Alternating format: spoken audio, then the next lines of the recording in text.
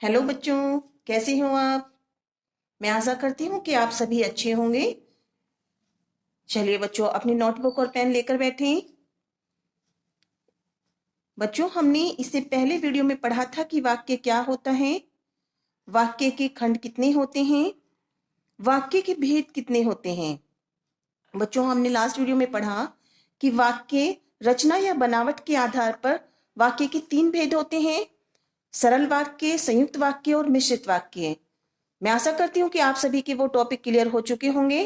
अब हम सेकंड वाला पढ़ते हैं बच्चों, अर्थ के आधार पर वाक्य के भेद। ठीक है, अर्थ के आधार पर बच्चों वाक्य के कितने 8 भेद होते हैं। ठीक है, तो फर्स्ट कौन सा होता है, जल्दी जल्दी नोट कर लीजिए सभी बच्चे।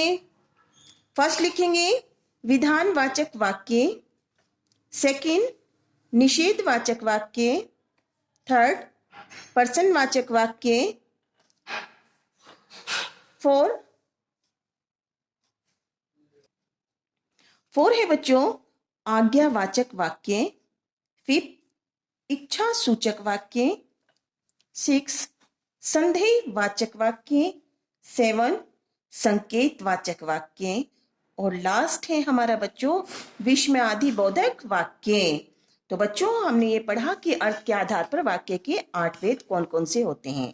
चलिए बच्चों, अब हम इसे एक्सप्लेन कर लेते हैं कि विधानवाचक वाक्य कैसे होते हैं। तो फर्स्ट है आपका विधानवाचक वाक्य। बच्चों, जिन वाक्यों में क्रिया करने या होने का सामान्य कथन हो उन्हें हम विधानवाचक वाक्य कहते हैं।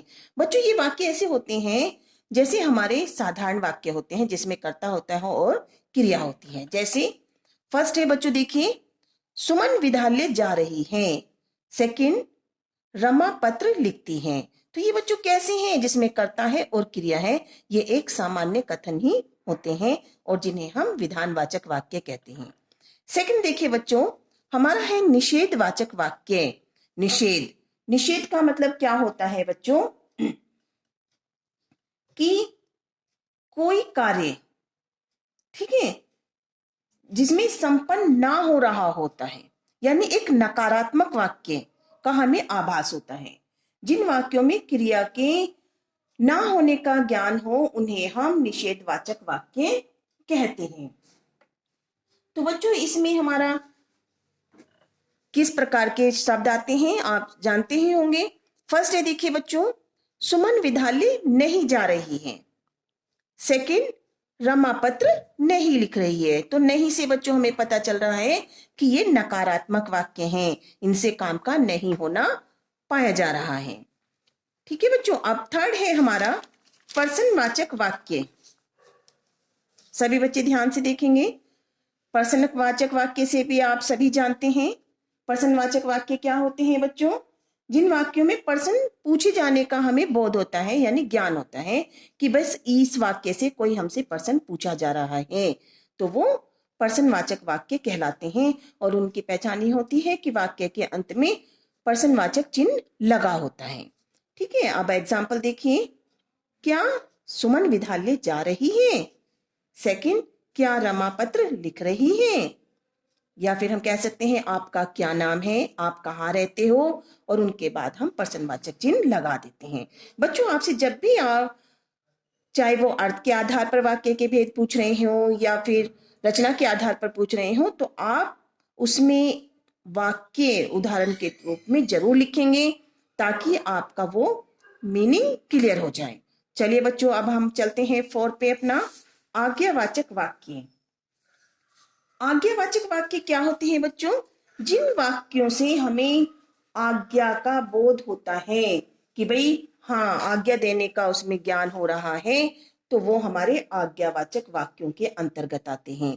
कैसे, देखिए आप फर्स्ट सुमन विद्यालय जाओ, सेकंड रमा पत्र लिखो। तो हमें पता चल रहा है कि इस वाक्य में आज्ञा दी जा रही है कि सुमन विद्यालय जाओ, रमा पत्र लिखो। तो ये बच्चों आज्ञावाचक वाक्य हैं। फिफ्थ देखिए बच्चों, इच्छा सूचक वाक्य।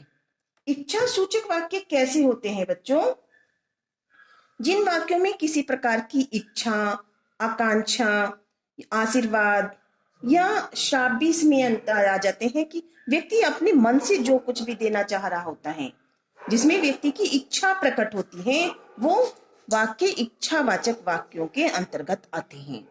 जैसे फर्स्ट देखिए बच्चों, ईश्वर सबका कल्याण करें, वो उनको आशीर्वाद दे रहे हैं। सेकंड है, आज तो समोसे खाने का मन है, भाई हमारी इच्छा हो रही है कि आज हम कुछ चटपटा खा लें, तो हमें पता चल रहा है कि इस वाक्य में इच्छा प्रकट हो रही है, तो वो इच्छा सूचक वाक्य कहलाते हैं। 6 देखिए बच्चों, संदेहवाचक वाक्य। संदेह, भाई संदेह से हमें क्या है कि भाई हमें संदेह है, शंका है हमारे मन में कि वो काम हुआ होगा या नहीं हुआ होगा, तो हम इसकी परिभाषा लिख सकते हैं कि जिन वाक्यों में क्रिया के होने का निश्चय ना हो, अर्थात क्रिया के होने में संदेह हो, तो वो हमारे संदेहवाचक वाक्यों के अंतर्गत आते हैं। अब कैसे संदेह हो रहा है देखते हैं। फर्स्ट वाक्य में देखिए बच्चों,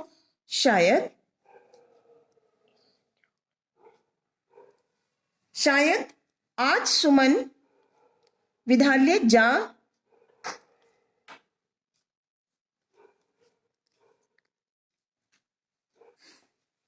तो बच्चों संदेहवाचक वाक्य कैसे होते हैं? जिन काम को होने में हमें शंका का आभास हो कि वो हो भी सकता है, नहीं भी हो सकता है। ठीक है, तो वो हमारे संदेहवाचक वाक्य कहलाते हैं। देखिए फर्स्ट एग्जाम्पल, शायद आज सुमन विद्यालय आ जाए। भाई शायद है, आ भी सकती है, नहीं भी आ सकती है। सेकंड देखते हैं बच्चों, उसकी गाड़ी छूट गई होगी। भाई आशंका है, उन्हें उनके मन में डाउट है कि उसकी जितने वो वहां पहुंचेगा उसकी गाड़ी छूट गई होगी, या जैसे हम कहते हैं भाई इतने शायद मैं वहां तक पहुंचूं, ट्रेन निकल गई होगी। तो ये वाक्य संदेहवाचक वाक्यों के अंतर्गत आते हैं। अब 7th देखते हैं बच्चों हम, संकेतवाचक वाक्य। संकेतवाचक वाक्यों के अंतर्गत क्या होता है बच्चों? जिन वाक्यों में किसी अन्य बात के होने की संभावना का संकेत निहित होता है। ठीक है, कोई बात होने की संभावना का संकेत हमें मिल रहा हो, उन्हें हम संकेतवाचक वाक्य कहते हैं। कैसे? एग्जाम्पल में देखिए, डॉक्टर आ जाता तो रोगी के प्राण बच जाते। भाई उन्हें संकेत दिया कि डॉक्टर आ जाता तो शायद रोगी के प्राण बच जाते। सेकंड, यदि सुमन स्वस्थ होती तो विद्यालय अवश्य जाती। तो ये हमारे क्या है बच्चों? संकेतवाचक वाक्य। अब हमारा लास्ट रहता है बच्चों, अब हम उसे देख लेते हैं। लास्ट है बच्चों हमारा विस्मयादि बोधक वाक्य। विस्मयादि बोधक वाक्य कैसे होते हैं बच्चों? जिन वाक्यों में किसी प्रकार का आश्चर्य अथवा विस्मय प्रकट होता है, उन वाक्यों को हम विस्मय बोधक वाक्य कहते हैं। कैसे बच्चों? हम इसमें इसे ध्यान रखते हैं कि उसमें विस्मयादि जो हमारा चिन्ह होता है विस्मय बोधक, उस चिन्ह का प्रयोग किया जाता है, और ये जो शब्द होते हैं वो हमेशा वाक्य में पहले प्रयोग किए जाते हैं। जैसे अरे सुमन विद्यालय आ रही है। भाई वो आश्चर्यचकित है कि आज सुमन विद्यालय, कैसे बोल रहे हैं? अरे सुमन विद्यालय आ रही है। सेकंड में देखिए, वाह क्या सुंदर दृश्य है। जैसे हम बच्चों चकित रह जाते हैं, हम तो वहां पर क्या करते हैं, हम विश्व में ये हमारे मन से निकलते हैं, अचानक बोले जाने वाले वाक्य होते हैं, अरे रुक जाओ।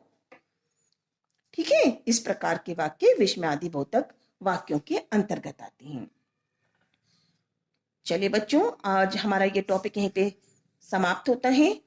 मैं आशा करती हूँ कि आप सभी को ये टॉपिक अच्छे से समझ में आ गया होगा। आपको मेरी वीडियो अगर पसंद आई है तो आप मेरी वीडियो को सब्सक्राइब करें, लाइक करें और बेल आइकन पर जाकर प्रेस करें ताकि मेरी अगली वीडियो का नोटिफिकेशन आपको प्राप्त हो जाए। Thank you.